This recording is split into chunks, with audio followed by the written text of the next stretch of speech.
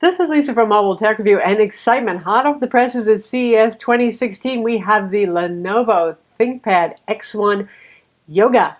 Got that name straight. There's no Carbon in this one, even though this is based on the Lenovo ThinkPad X1 Carbon. What's different about it? It yogas. It has the 360-degree hinge. So for those who had a crush on the Carbon, and it's a slim, angular, good-looking, well-made device, but you wanted the touchscreen. Well, hey, there you go. And there's another little special trick here too. We have a new pen that's a little tricky to get out of the hole here. Pen, it's standard. You don't have to figure out which one to buy that has the pen, that doesn't have the pen. This is just standard stuff right here. It's Wacom AES pen, and we look at it now. So here it is. This is going to be one of the more exciting laptops probably for 2016, and Lenovo just announced it at CES January 2016. This is the Lenovo ThinkPad X1 Yoga. I'm sure I'll accidentally say Carbon. At first that was in the name, but they removed it so there'd be no confusion between this and the Carbon, though. It's almost a splitting image.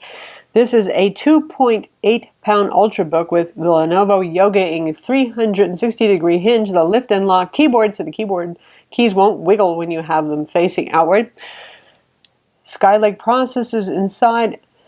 Couple of different screen options, one of which was a real attention getter, and that was the QHD OLED. That's not coming out until April, folks. This is January right now, so we can't review the OLED one yet. That said, it'll be interesting to see because I'm not sure we're ready for OLED in our laptops yet. Screen burn-in can be an issue. In fact, Lenovo has a utility to run the taskbar at lower brightness so that doesn't burn in, and it has lesser battery life, particularly if you're displaying white. So anyway, but you would get really yummy, vivid colors, Samsung Galaxy kind of colors. For those of you who have a Samsung Galaxy phone or have seen one lately of the higher end models. Anyway, there's a 1080p touch model. There's a QHD touch model. Both of those are IPS. Those are available now. So we have the IPS display here. We have the 1080p, 1920 by 1080 full HD model. Hopefully we'll get the QHD model in next for review so we can cover both of them, but they do have the same color gamut, and regardless of which one you get the new Wacom AES as electrostatic digitizer. That electrostatic is similar to what N-Trig uses, and those are on the Surface Book and Surface Pro 4. That means the pen supplies the power rather than the display. So this is not the old Wacom EMR pens that Lenovo used to use in the older Helixes, the ThinkPad Yoga 12 and such. Starting at the end of 2015, they started switching to this technology. There are some benefits. We'll talk about it. In fact, we're going to have a separate pen video, so this video isn't too long, and some of you could care less about advanced pen features. Anyway, it recharges. It runs about 2 hours, the pen, but in 15 seconds, you put it in the silo, it recharges again for another 2 hours. Now, this is a twig, right? It's pretty small. You're going to get hand cramp if you write with that for too long, probably. So Lenovo does sell their ThinkPad Pro pen, which is a more standard size, typical pen, like the bigger Wacom pens and the N-Trig pens that are available with Surface Pro and Surface Book. So you can get one of those at around 40 bucks or so if you want something bigger. But the nice thing about this is, besides the fact that it does charge in here, the bigger one does have a quadruple A battery, since you can't charge. But anyway, you can just stick this one in here and you won't lose it. So for those of you who hate having clip-on pens, lose them. Nice, right? Ultrabook. Dual-core ULV CPU, Skylake generation, so 15-watt CPUs inside, integrated HD 520 graphics. Only this thing is very thin. It is very light. There's just no room for dedicated graphics. You want something with dedicated graphics? Lenovo does have the ThinkPad Yoga 14 with 940M graphics. It's going to be bigger, it's going to be heavier, but that's the price that you pay. Or there's Surface Book with the GPU in the base.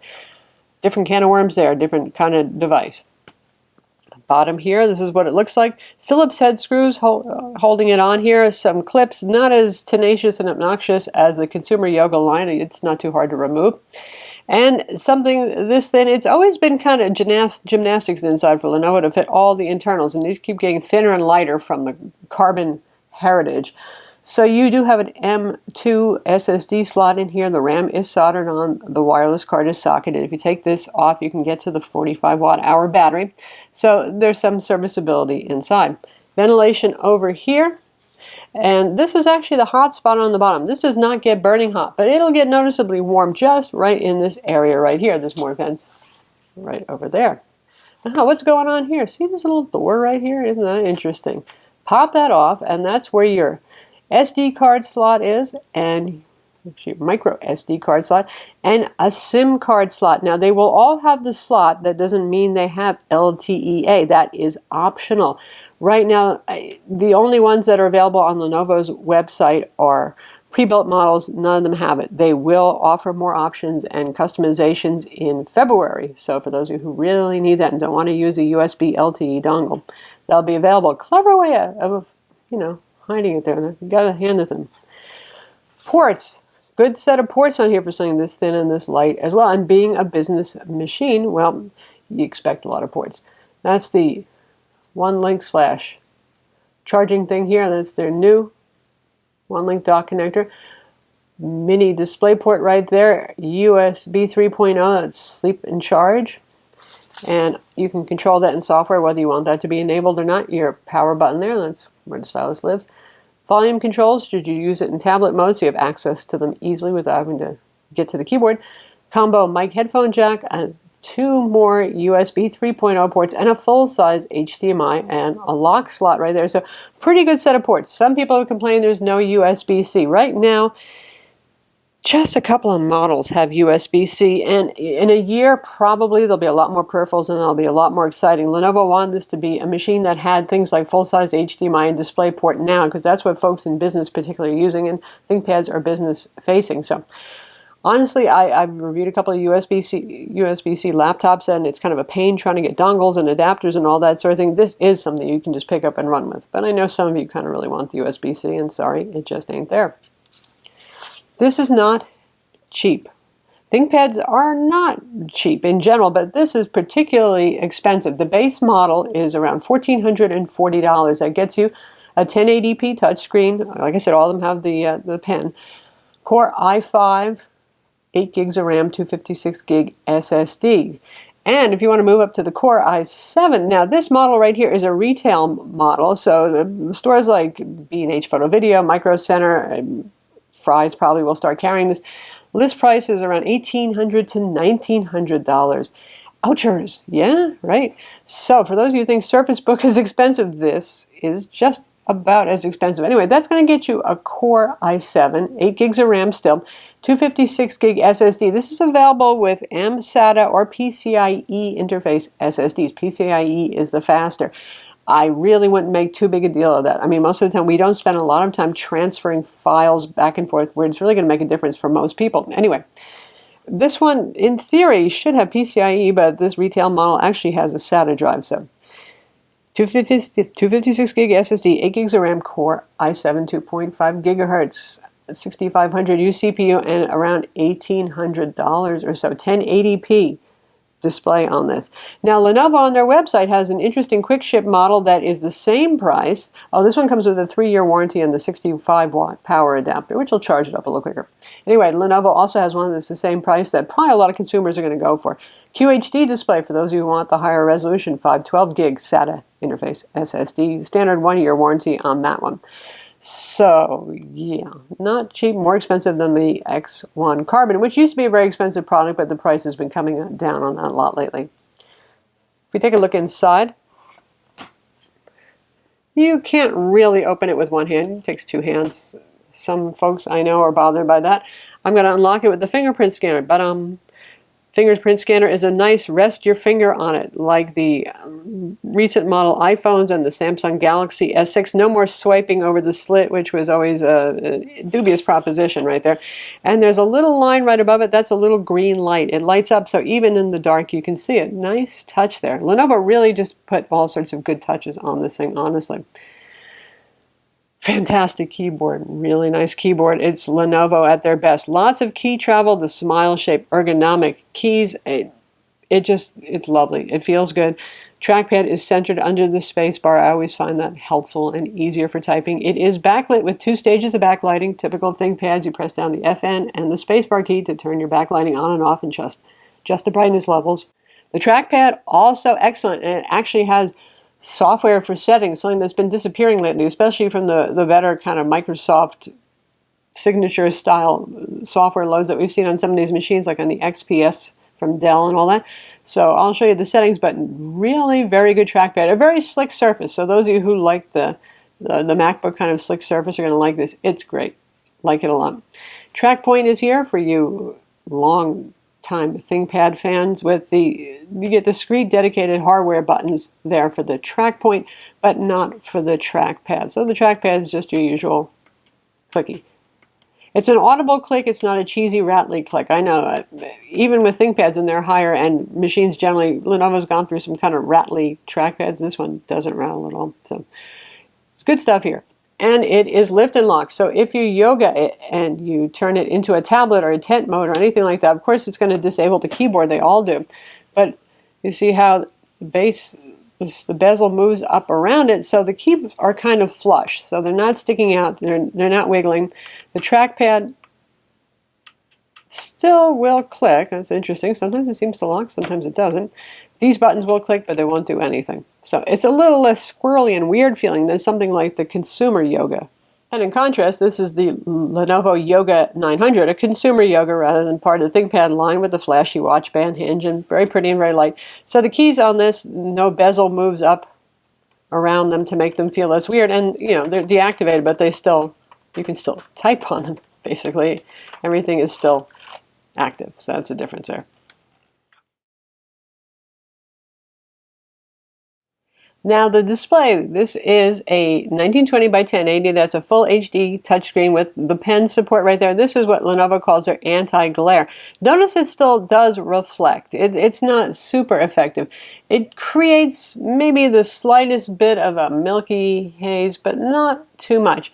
Honestly, as Lenovo displays go, particularly on the ThinkPad line, display quality hasn't been first and foremost, other than making sure it's bright enough. I guess I figure big business users, you know, they don't have to watch movies and have them look beautiful. So this one is actually a step up. This one does 72% of Adobe RGB and 92% of sRGB. Now, competing high-end Ultrabooks typically do 99% or 100% of sRGB and 75% of Adobe RGB, and a couple of them are even super high gamut, like Dell's been introducing and stuff like that. But that's pretty good, though, for Lenovo, that they're almost up there in terms of colors. Now, when it comes to brightness, this one has measured 320 nits, which is very good. Lenovo claims 300 nits, so it's actually exceeded that. Contrast is pretty good. From the moment I looked at it, despite the anti-glare coating, I could see it's pretty good. It measures 700 to 1. Black levels are decent. At max brightness, it's 0.44. It's IPS, so as you turn it this way, it stays visible other than all of the reflections, which are really still there, despite the anti-glare. Now, the QHD one has the same color gamut and the same brightness levels, according to Lenovo. They don't mention that it's anti-glare, so we're going to have to wait to get in for review to see if it has the anti-glare coating on it. Now, just to compare it to what is a semi-direct competitor, this is the Microsoft Surface Book over here, even brighter, in excess of 400 nits display. Now, that one, instead of having an anti-glare coating, has bonded Gorilla Glass to reduce reflections, and it's pretty effective. I would say they're about actually equal on glare. And you can see here, and you can see how much here. The Surface Book has even richer colors. It has better calibration out of the box, but the Lenovo is calibratable to bring it down. It is a little too cool. And if you'd like a smackdown between these two, because I have a feeling you would, just ask in the comments, and it could happen. All right, let's look at some of that software I was talking about. First, here is the Trackpad software. You can disable or enable the track point as you see fit. You've got settings for your track point, your trackpad, clicking, scrolling, gestures. So for those of you who find the bare bones plain Microsoft approach not adequate, you've got plenty of customization here for the trackpad, which is nice. And for the pen, this is preloaded. We got the Wacom pen here. There are, interestingly enough, WinTab drivers. Of course, this is not an EMR solution, but then again, neither is Entrex, and there are WinTab drivers for that. So for those of you who are going to use it for art, yes, there is WinTab on board. And here are the settings right here. You have a tablet button. There's no eraser on the end here on this pen. Nope. But you can use a button to erase, as you can see here. You can calibrate, and it actually has quite a few edge point calibrations. Now, electrostatic pens like this tend to have pretty good edge detection, and it does go right to the very edge. There's also less parallax, which means the cursor is not offset from the pen tip very far.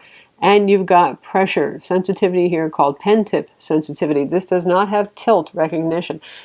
Wacom AES is a little bit less expensive to make. It also is a thinner and lighter digitizer layer, so it has its advantages. It does do 2048 levels of pressure sensitivity, so it's pretty darn good. And for what it's still what I would call a first generation technology, Wacom did a good job. But you know what? I mean, they're the first name ever in these kind of pens, so I would hope that they do a good job. So works pretty well, and we'll take a look at how it writes in OneNote. All right, so here we are in the Metro Live Tile version of OneNote. This will work just as well with desktop OneNote, just to see how it writes with the pen. And you can see I'm writing fast. I write terribly, so it keeps up. It's absolutely no problem. There is pressure sensitivity here, light line, heavy line. And we'll get into things like jitter and all that stuff in our separate art video for this, but it's certainly a very nice writing experience. It's not going to fix terrible handwriting like mine, but it works very well. It's quick, it's responsive, pressure sensitivity, all that sort of thing. Again, you can get the thicker pen if you're getting hand cramps with the little toothpick, but the nice thing about the little toothpick is always with you, and you don't have to remember to put a battery in it like you do with the bigger pen. And because Photoshop editing is pretty mainstream, we're not going to make you watch the art video just for that. So here we have a nice picture that I took of some flowers, and say I just wanted to do some healing work using the brush right here. I'm going to select that bit of bokeh because it's a little distracting and try to get rid of it using the pen. Works great. Supports it in Photoshop. There's actually pressure sensitivity here too. Again, this actually supports WinTab, but this is Photoshop CC. Photoshop CC does not require WinTab for pressure sensitivity anyway, so yes, it works just fine in Photoshop as well. And for some more settings, if you tap on the battery gauge, you can bring up Lenovo settings pretty quickly and easily, and you've got information about your battery over here. You can choose airplane mode, always on USB control for that intelligent cooling, so you can either have it as fast as possible or kind of quieter and cooler. And honestly, at the default setting with intelligent cooling on, it does a very good job, and it ramps up performance as needed. 30-day standby option, easy resume. Your battery stretch tries to put it in lower power mode to save you on that. So there are quite a few settings here. There are even some settings for the display where it uses the sensors in the laptop, and if it thinks that you're carrying it around or carrying it face down, then it can automatically dim the display. If it thinks that you're reading, you got a web browser running, then it will try to keep the display on longer. So the software is pretty good here. I know we're going to have jokes about Lenovo's fishy software bundles, but that happened on the consumer line, not on the ThinkPad line, and pretty much everything here is something that you want or you need. It's stuff that makes the computer work the way it does, or usefully. And for the fingerprint scanner, that's handled by Windows Hello recognition. There's no Windows Hello camera. That's just a standard 720p webcam up there with your array microphone. So the Windows Hello functions with the fingerprint scanner only. In terms of performance, again, we have the Core i7-6500U, typical Skylake Core i7 dual-core 15-watt CPU, Intel HD 520 graphics, and here is our PC Mark 8 home accelerated score, 3386. That is better than average. Lenovo's done a good job tuning this, so it's a quick runner, and experientially it feels quick and responsive.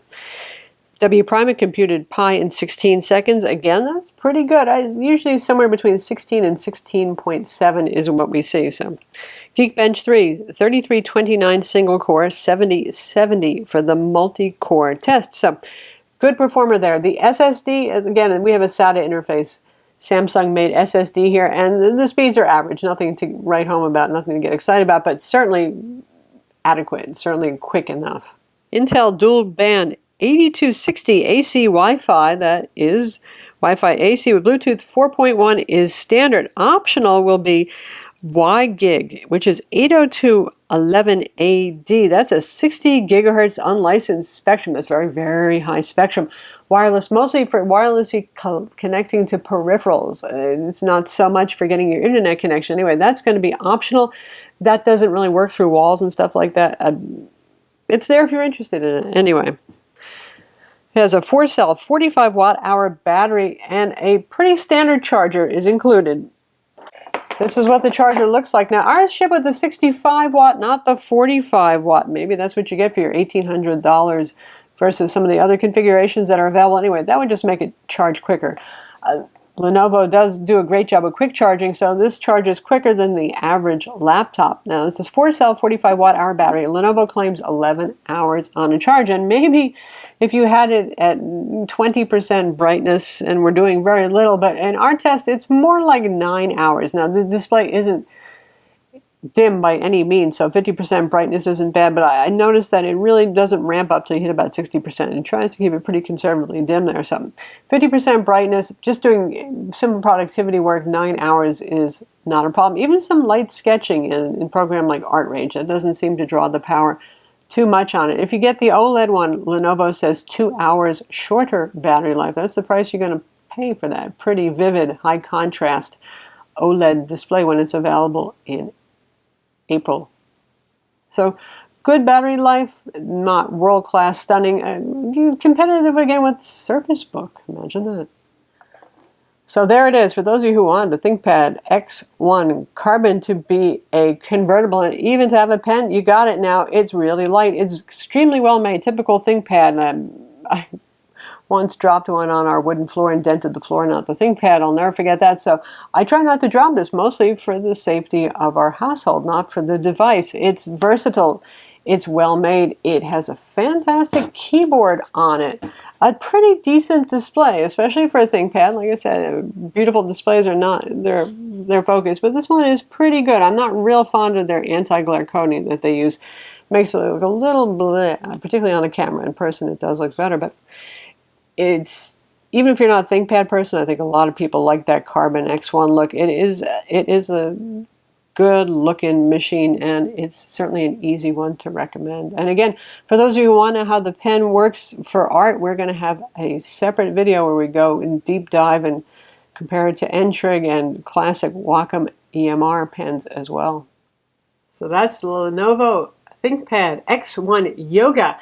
Available now. It ain't cheap, that's for sure, but it sure is nice. It sure is light. It's well built. It's got that ThinkPad solidness, the spill-resistant keyboard, the pen, all that stuff going on there, competing with Surface Book in an interesting sort of way. And you can bet there's going to be a smackdown between those two.